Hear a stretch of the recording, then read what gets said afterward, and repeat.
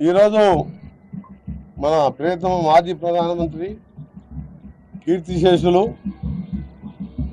నిన్నైన తెలుగుదనానికి నిజరూపం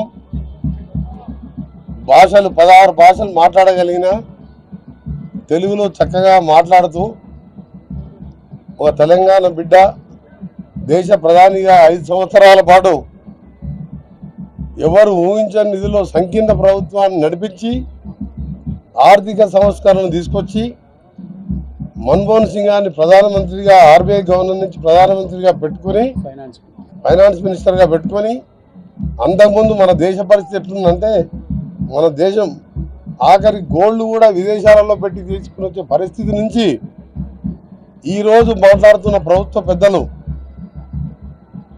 5 trillion 6 trillion మాట్లాడే economy దాకా వచ్చిందంటే అది మన తెలంగాణ ముద్దుబిడ్డ పివి నరసింహారావు గారి ఆయన ముందు చూపు ఆ రోజు మన దేశం మీద ఆయనకున్న పరిజ్ఞానం ఆయనకున్న మేధావి ఆయనకున్న ఆలోచన విధానంతోనే ఈరోజు ఈ విధమైన భారతదేశం ఈ విధంగా ప్రపంచంలోని 3వ ఆర్థిక పరిపుష్టి దేశంగా డెవలప్ అవడానికి మూల కారకుడు పివి నరసింహారావు గారు.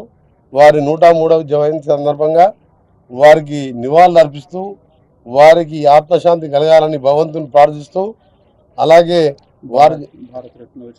భారతరత్న వారికి ఇవ్వడం కూడా చాలా సంతోషకరమైన విధంగా పివి నరసింహారావు గారు అంటే భూ సంస్కరణలు ముఖ్యమంత్రిగా ఉన్నప్పుడే భూ సంస్కరణలు చేపట్టిన వ్యక్తి.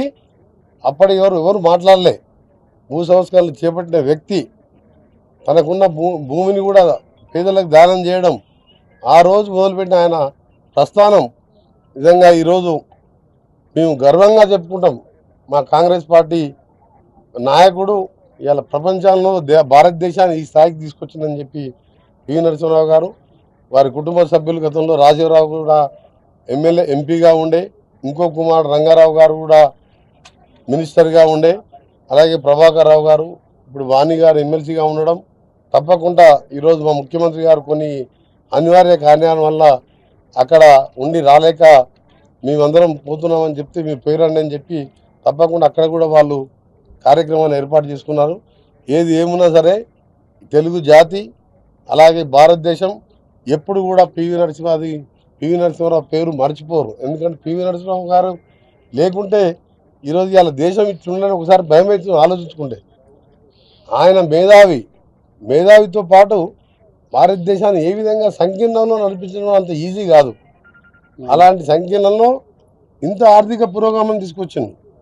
అలాంటి తెలుగు బిడ్డ తెలంగాణ ముద్దు బిడ్డ భారతరత్న పివి నరసింహారావు గారికి శ్రద్ధాంజలి ఘటిస్తున్నాం మరొకసారి.